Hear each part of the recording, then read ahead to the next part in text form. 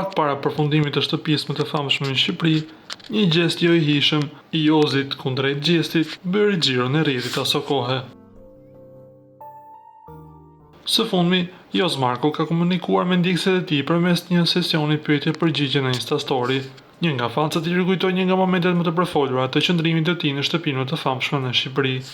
Një ndjekës me nota humori e pyeti: "Ata ka hapur më njëri derën?" Një referencë e qartë ndaj incidentit famkeq në shtëpinë e famshme, kur gjesti hapi derën Jozit pas eliminimit, moment që përfundoi me një shuplak të fortë që bëri xhiron e rrjetit dhe u komentua gjatë në media.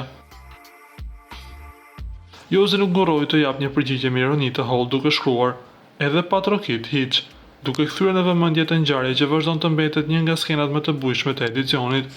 Reagimi i tij ka marrë vëmendje të menjëhershme në rrjetet sociale, duke ndezur sërish debate për momentin e tensionuar mes tij dhe gjestit, që për shumë u konsiderua si një ndër përplasjet më të papritura në historinë e spektaklit.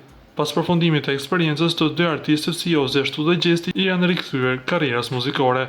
Jozi ka publikuar materiale të reja që janë pritur me interes nga fancat, ndërsa gjesti po ashtu ka vazhduar me projekte të reja në muzikë, duke synuar të forcojë më tej praninë e tij në tregun muzikor.